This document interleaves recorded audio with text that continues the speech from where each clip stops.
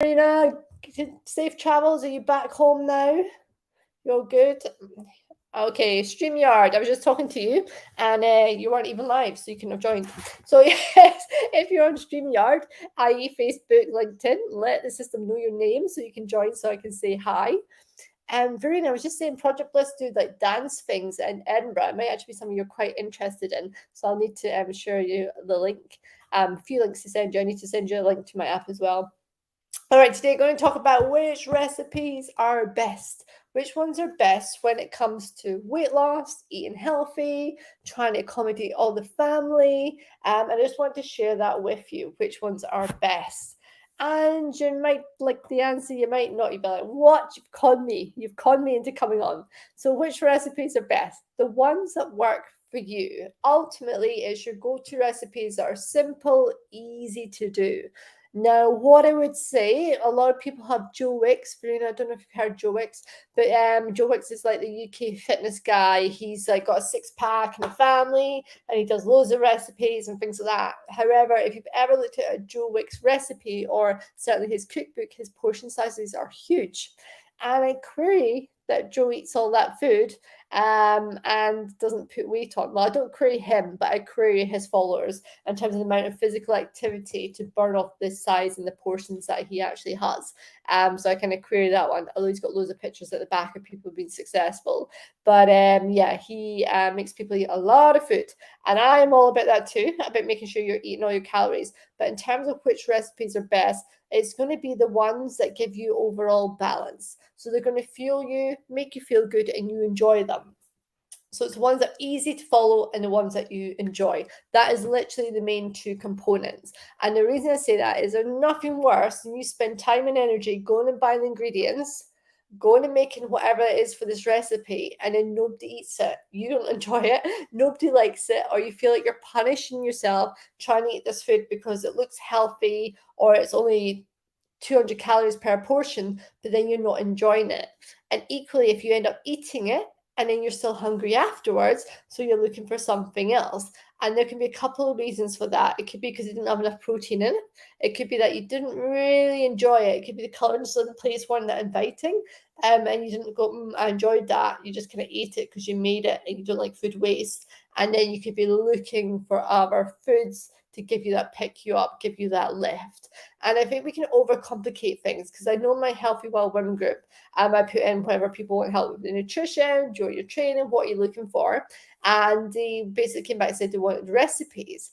And I think it's about what's your trusted source of recipes. So I know many recipes don't have calories in them. They might not have a nutritional breakdown, and I will give you that nutritional breakdown for those people who are calculating or tracking their calories. But ultimately, it comes down to what are the recipes that are simple, easy to prepare, your go to, and you know what you're doing. So it's not overly complicated, but you actually enjoy the food too. And many of you will no doubt have a mountain of cookbooks at home.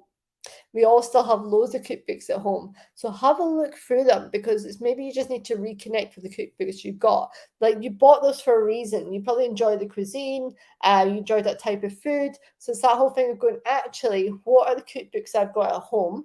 Do I need to just dust them off? Have a little look at what simple recipes, have a look at the things we used to enjoy, and actually focus on cooking out of one of those cookbooks for a week. So just focus on it. And then when you're choosing recipe, because obviously you don't want to be like doing all puddings and desserts, but look at it and go, okay, has this got protein in it? Has it got a mixture of veg? Can I double up on it? So double up in terms of can I make more to have as leftovers the next day or the day after? Can I double up on the recipe in order to have leftovers to pop in the freezer to pull out when I'm on a super busy week? So the recipes that are best are not just the easy ones that you enjoy, but the ones that are going to allow you to make more as a portion so you can freeze it or stick it in the fridge and it's there for you to pull out. So focus on the protein, the food you enjoy, and the variety within those recipes and the ones that you can batch cook and keep more for breakfast, lunch, or dinner. I say breakfast. Who does batching for breakfast? I do give my clients recipes for breakfast, which means they're like breakfast muffins, so they can cook the breakfast muffin, which is ultimately egg and veg, and then if they've got leftovers, they can chuck them in the freezer. And people are like, what, you freeze egg? You can actually buy frozen omelets. That is a thing in the supermarket. You might not have noticed that. I feel like you're going to crucify me. I used to, when I was, in fairness, 14, 15, I used to live off frozen omelets. That was my thing. Pot noodles and frozen omelets. And I think it was £1 for 2 frozen omelets. Really tiny. But that was my go-to, a frozen cheese omelette. So you can freeze egg, just in case you're like, what?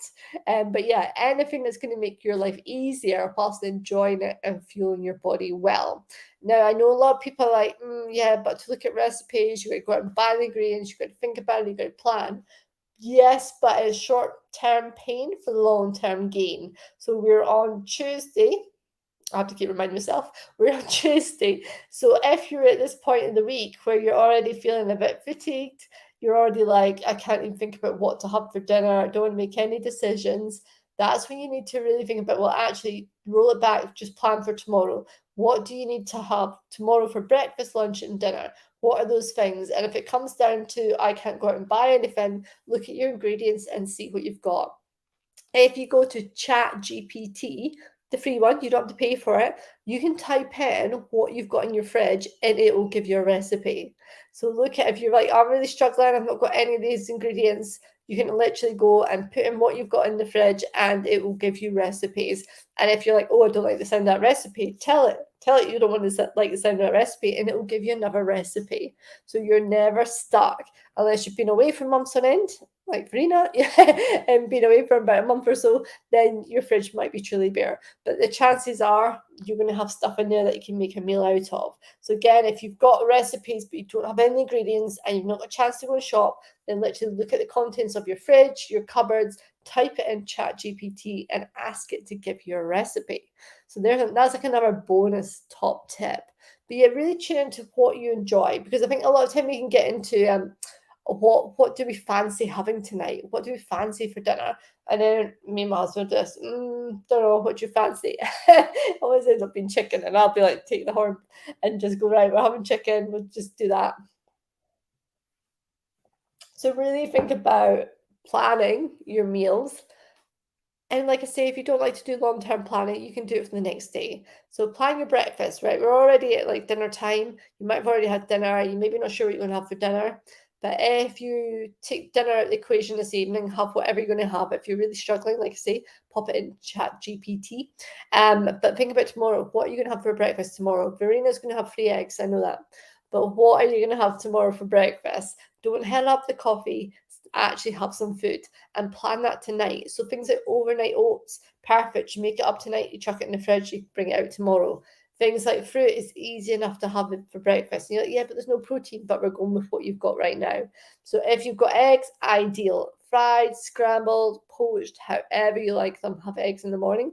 If you don't have those things and you've got a cereal, then at least have some cereal. But really start thinking about, right, what can I have for breakfast, lunch, and dinner tomorrow? And if you've got a chance to go out and buy ingredients, and then look at your favourite recipes. Look at the ones that aren't going to take a Heston Blumenthal 48-hour chili con carne, for example, and look at the things that you're going to enjoy, and that's going to be a people pleaser for everybody, because that is the best recipes. So just to summarize for you, because you know I like to give it fast and direct. The best recipes are the ones that aren't completely onerous, the ones that you enjoy. And enjoyment, I mean by making it, but also in terms of eating it. It's got protein in it, a mix of veg. It's a bit of a crowd pleaser if you've got a family, and you can cook more of it to have leftovers. Okay, so what you enjoy, easy to make, bit of a crowd pleaser, protein in it, mix of veg, and you can make more of it to save it for the next day, or freeze it so that you've got leftovers, so that you've got it as a go-to for another day, if not the next day. So that is my top tips on which recipes are best.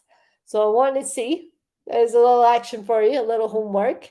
I want to see some recipes. Let me know, what are the recipes that you're going to make? What are you going to have over the next 24 hours? My DMs are always open, so send me a picture of your breakfast, lunch, and dinner over the next 24 hours. And if that's making you uncomfortable, then we've got a bit of work to do. But yes, drop me a DM of your breakfast, lunch, and dinner. I want to see what you're having, what recipes you're following, and I can give you a bit of feedback, a bit of guidance on that. Here to help, Coach Julie. Anything nutrition training, drop me a note, and I shall catch you guys tomorrow. And I look forward to seeing those pictures in my DMs of what you're having. Take care.